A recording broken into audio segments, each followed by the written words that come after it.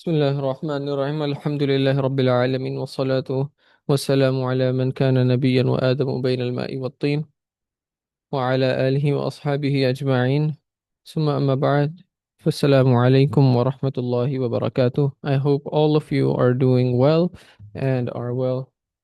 So in the last class, we discussed the two types of tasdeeq and the two types of tasawwur, that there are some obvious tasawwurat and then there are some tasawwurat that needs thinking, and same way for tasdeeq as well, that there are some obvious tasdeeqat and then there are some tasdeeqat that require thinking and require some processing, and we call those nazri. And then we also discussed what nazr means. So today, inshallah, we will continue, and it's not going to be a very content heavy lesson today, but it's still important. So inshallah, let's get right into it. I'll recite the passage and then we'll get into the mas'ala itself. Bismillahir Rahmanir Rahim. Faslun. We're starting from here so that you can follow. Hold on, I'll mark it. Yeah, from here. So, فصل إياك وأن تظن أن كل ترتيب يكون صوابا موصلا إلى علم صحيح. كيف؟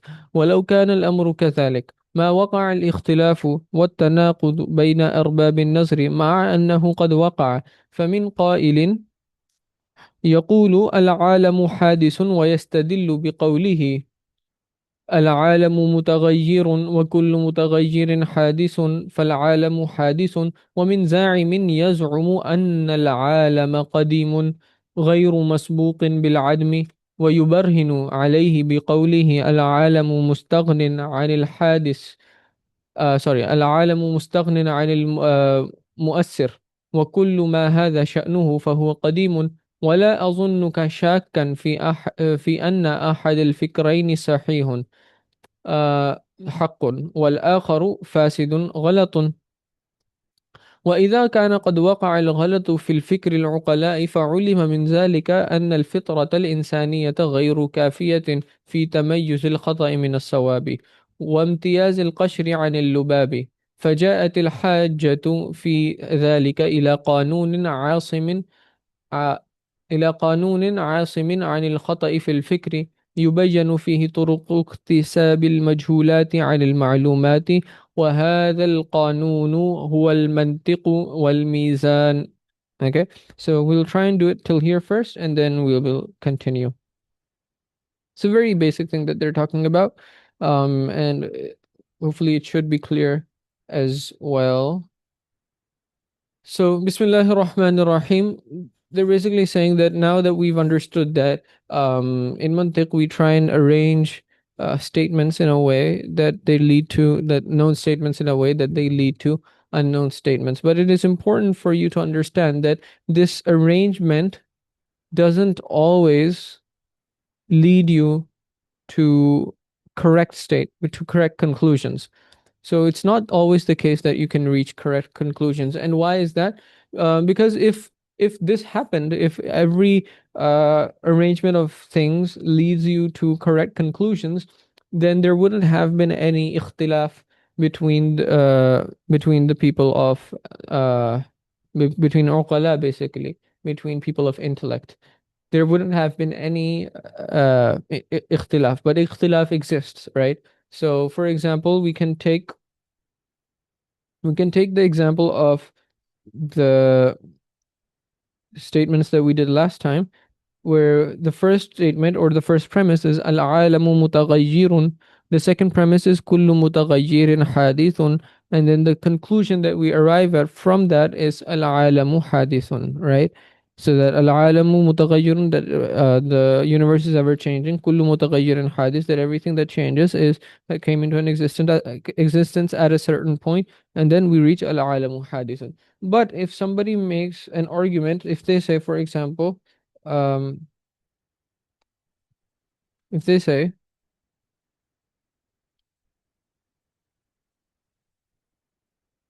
um, العالم مستغن عن المؤثر. Okay. العالم مستغن عن المؤثر. And then the second statement they say كل ما هذا شأنه. And I'll translate it for you in just a second. ما هذا شأنه فهو قديم. And then they derive the conclusion that العالم قديم. Right? العالم قديم. Now this is especially important and interesting.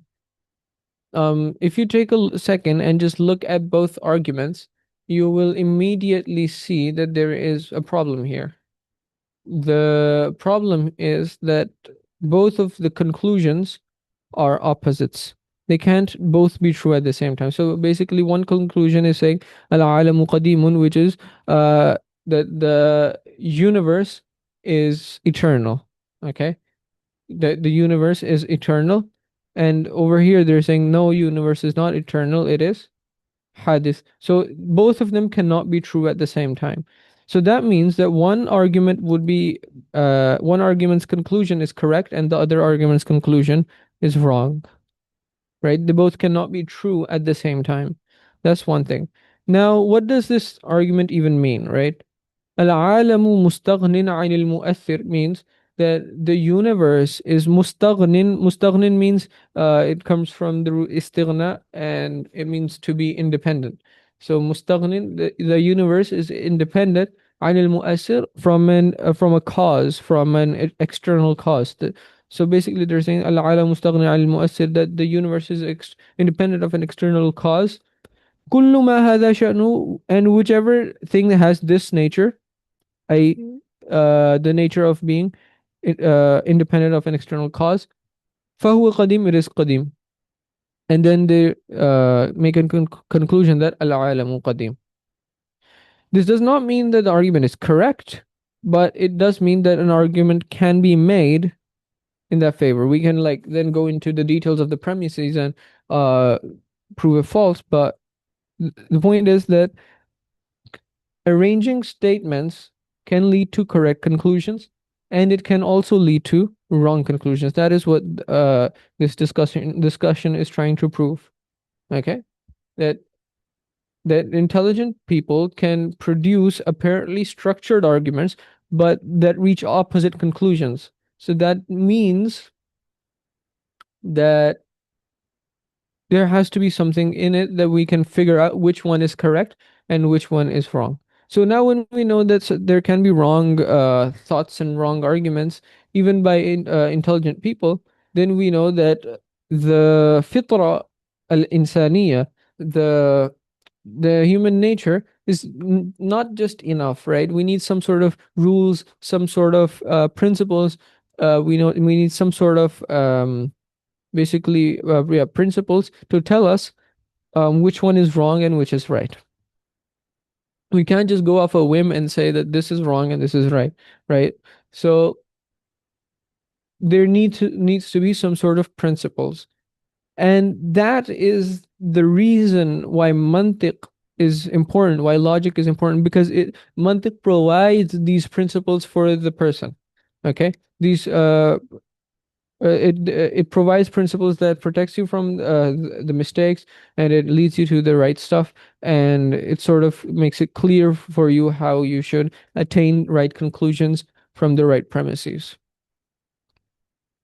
So that is basically the haja, the need of mantiq, and why it's important. And you can see that it's important through this example. Now, if we go back to the translation, and now we can translate the text.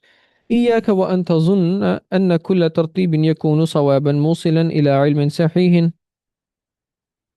Okay. إياك وأن تظن. إياك وأن تظن basically means beware of thinking that every chain of reasoning أن كل ترتيب يكون صوابا موصلا. Beware of thinking that every chain of reasoning is correct, صوابا موصلا إلى علم صحيح, and capable of leading you to true knowledge, of connecting you to true knowledge or correct knowledge. Okay, they're basically saying that like be careful of that. That's not the case. كيف? How could that be? ولو كان الأمر كذلك, because if it were the case that um every arrangement, every tertib would lead you to correct conclusions, then ما وقع اختلاف, then there wouldn't be any disagreement, and والتناقض, there won't be any contradiction بين أرباب النظر, between the people of intellect. مع أنه قد وقع, but this disagreement undeniably exists. Okay. فمن قائل يقول, now they give an example. فمن قائل يقول, so if one person says العالم حادث, that the universe is originated, it was created, ويستدل بقولي, and he derives this conclusion with the follow with this qawl, with the saying, with the premise that al-alamu mutaghayyir, that the universe is ever changing, wa kullu mutaghayyirin hadith, and every ever changing thing is hadith, it is produced. Fal-alamu hadith, so the universe is hadith. Therefore, the world has a beginning. And so that's one thing. And then they say, okay, what? And if somebody is on the opposite side and say, وَمِن زَعِمٍ يَزْعُمُ أَنَّ الْعَالَمَ, so if somebody asserts that, if anybody claims that أَنَّ الْعَالَمَ قَدِيمٌ, that the universe is qadim, that it is eternal, غير غير مسبوق بالعدم, that it was never preceded by non-existence. Okay, it was never preceded by non-existence. So this is their claim. So if somebody claims that العالم قديم غير مسبوق بالعدم, that the universe is eternal, it was never the case that it didn't exist. And then يبرهن, so they sort of mechanize their claim, they sort of the reasoning that they provide and the evidence that they provide on the claim. Wait, oops. Let me open the page.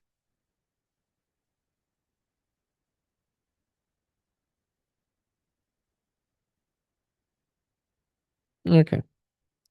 So the reasoning that they provide on the claim, بقوله العالم مستغن عن المؤثر. So the first premise that they give us is that العالم مستغن عن المؤثر, that the universe is independent of an external cause. وكل ما هذا شأنه فهو قديم. And everything that has this nature is قديم. فالعالم قديم, so the universe is قديم. Whether this argument is correct or sound is beside the point. The author isn't endorsing the argument, but they're just using it to illustrate the point that intelligent people can also produce apparently structured arguments that wouldn't make sense or wouldn't be true, right? Um, yeah, so ولا أظنك شاكا, and I don't think that you disagree, and I don't think that that there is any doubt in you في أن أحد الفقرين صحيح, that at least that one of the thoughts is sahih and is true, and the other is fasid, it is wrong. So basically saying, okay, I hope that you know that one of these is true and the other is wrong. So there are two arguments, but there are two opposite conclusions. They cannot both be true. At least one of them must contain a flaw. Okay? And that's what they're trying to prove. The mere existence of a logical sequence does not guarantee truth.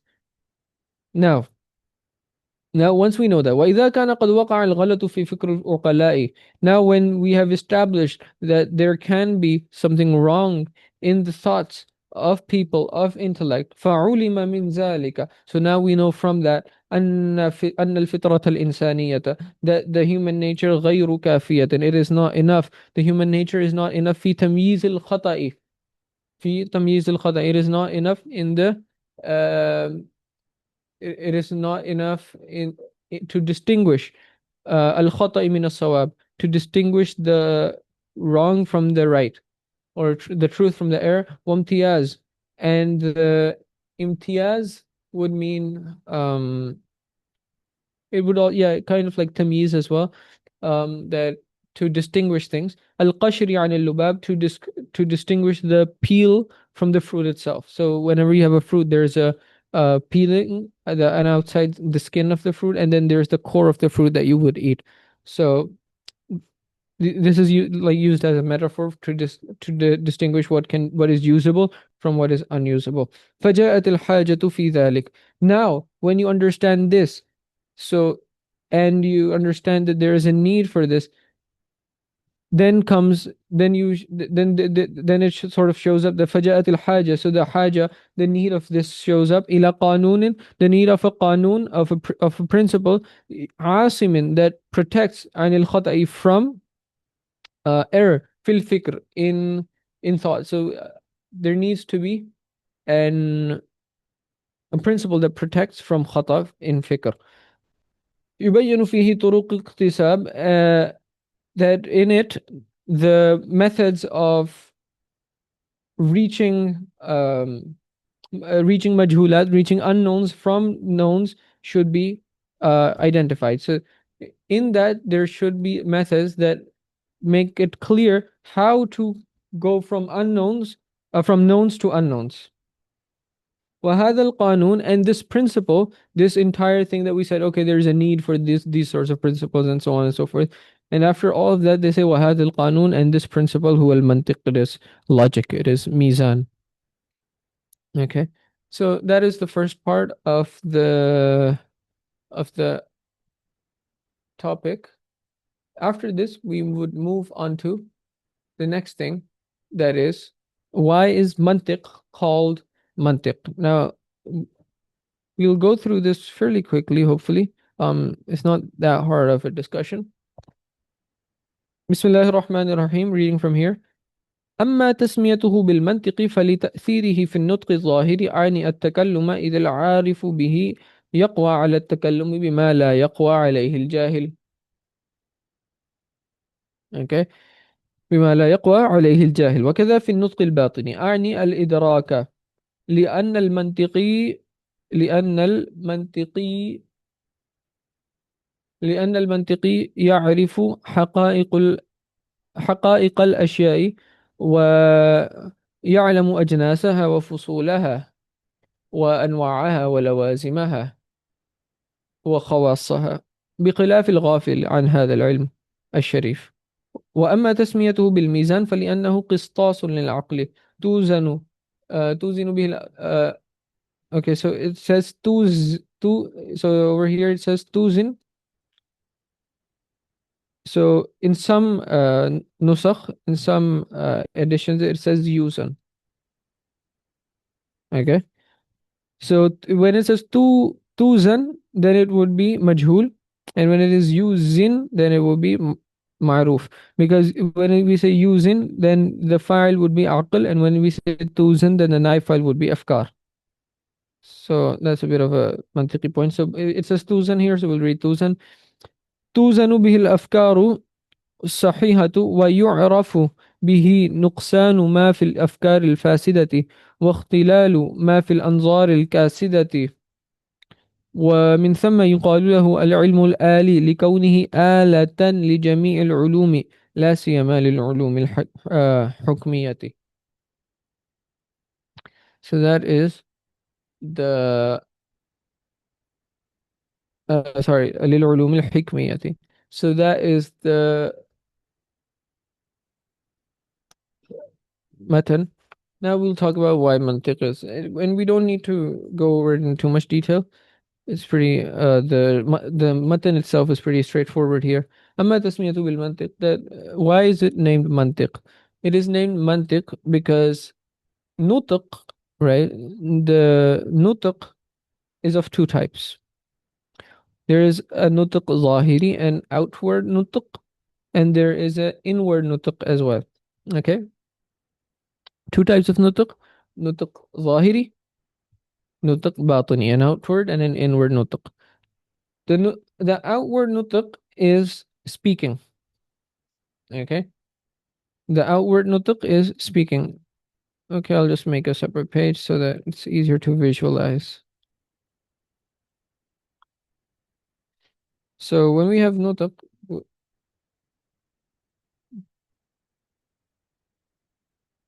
so nutq, so the first type is nutq ظاهري, and the second type is نطق باطني.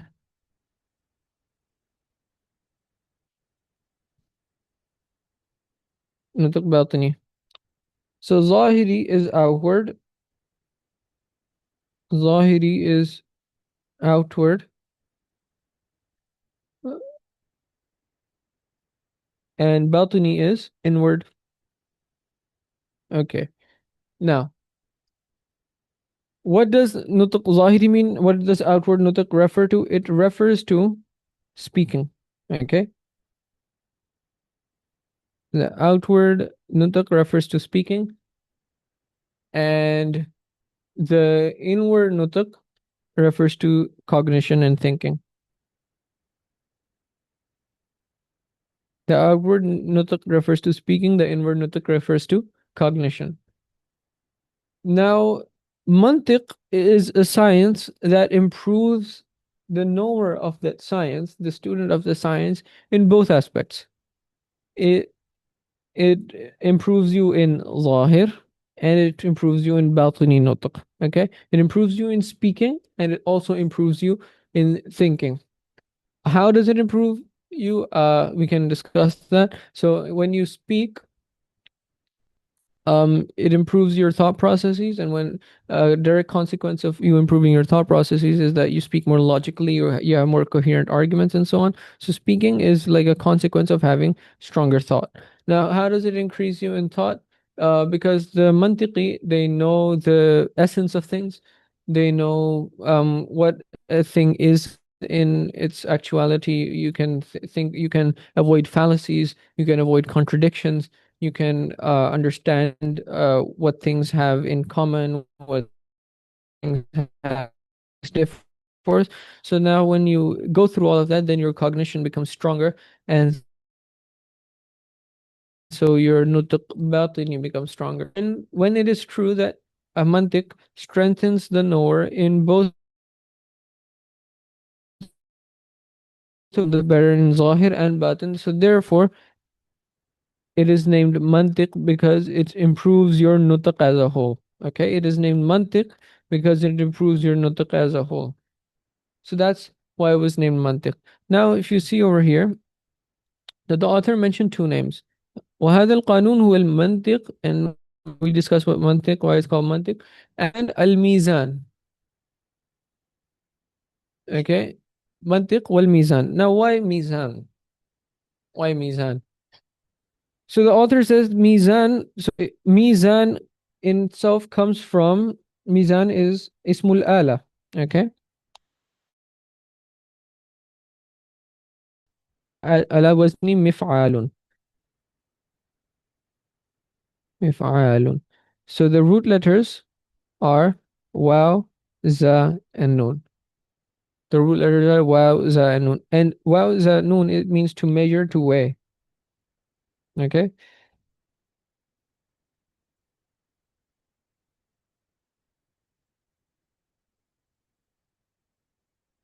Now mizanun or mizanun. So when we do this, and then it turns into mizan after ta'lil. So it turns into mizan. So mizan is the tool that is used to measure or to weigh. Now, since logic is a tool that you use, that your intellect uses to measure the validity of things or the invalidity of things, and you understand whether an argument is correct or whether an argument is not correct, or you can differentiate between sound statements and unfounded statements. So it is a tool that you use to measure or to weigh arguments if they have any weight in them or no. So that's why it is called mizan. That's the second name for it, mizan. It is also called al ismul ali. Sorry, al ilmul ali. Al ilmul ali. I'll write this down as well. The third name for it is al ilmul ali. Ali comes from the word alatun. Okay, alatun. Ala means tool. Ala means tool. Hold on. Uh, yeah. Ala means tool. So when since it is a tool for your mind, for you to, as I said, to identify wrong things from bad things, and it is also a tool that you will use constantly throughout your life, in your daily life, and also in your academic life, to understand. That's why it is called al-ilm al-ali, because it is a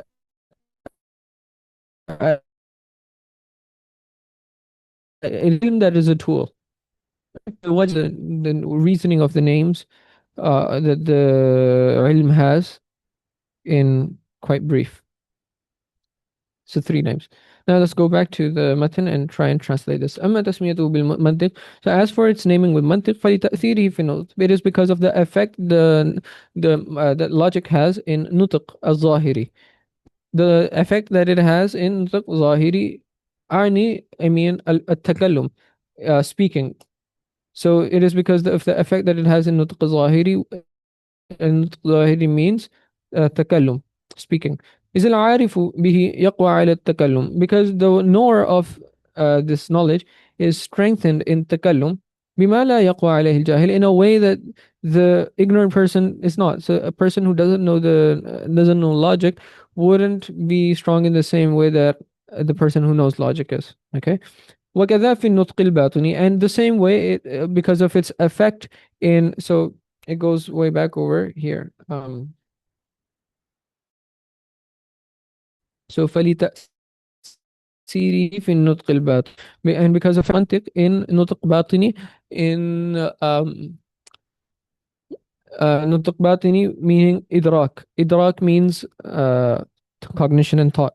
لأن المنطقي, because the منطقي يعرف حقائق الأشياء, because the منطقي knows the essence of things. ويعلم أجناسها, and he knows the genus, the فصول, the أنواع, the لوازم, the خواص. So all of these are terms that we will study soon, inshallah. They will show up in the book, okay? And then the منطقي knows the أجناس, فصول, أنواع, لوازم, and خواص of the things. بخلاف الغافل, and the غافل doesn't know. So if, I'm not calling you a غافل, but if you don't know منطقيات, but then you don't know all of these things, that any one thing can have all of these things. It can have a jins, it can have fasl, it can have a nawr, it has its own lawazim, it has its own khawas. Okay. So we will discuss that inshallah, and it'll allow you to think about things more deeply. بخلاف الغافل, so the ghafil doesn't know this. And هذا العلم الشريف, the ghafil, the ignorant person, from ignorant of what? Uh, of this respected knowledge. وأما تسميته بالميزان, and as for its تسمية بالميزان, as for its calling it الميزان, فلأنه, so it is because it is قسطاس, it is again, it is a tool that is used to weigh. للعقل, that it is a tool for the عقل. توزن به الأفكار, it is, and أفكار, thoughts, are measured. أفكار الصحيحة, yeah, أفكار الصحيحة are measured through it. ويعرف به نقصان ما في الأفكار الفاسدة, and the نقصان, the whatever the defects of the wrong thoughts are, they are known. واختلال ما في الأنظار الكاسدة, and the اختلال in the nazar is known. ومن ثم, and for this reason, يقال له, it is also called al-ilm al-ali. It is also called al-ilm al-ali لكونه آلة, because it is an ala. It is a tool. Okay, لكونه آلة لجميع العلوم. It is a tool for all علوم, لا سيما, especially العلوم الحكمية. لا سيما العلوم الحكمية, especially the علوم that require intellect. They're also called al-ulum al-aqliyah. Okay.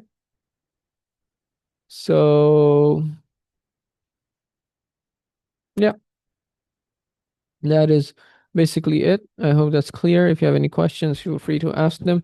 And inshallah, we will continue um on with the next from we'll start from here. This the next topic basically discusses who founded ilm al-mantiq, the wadir of ilm al-mantiq, the definition of what ilm al-mantiq is, the topic that we discuss in ilm al-mantiq, the ghaya of ilm why is it why how is it going to help us, and then we're going to start with mantiq itself in fasl fi dalala. Okay, over here mantiq is officially starting. So yeah, inshallah. I hope you found this beneficial. Assalamu alaikum wa rahmatullahi wa barakatuh.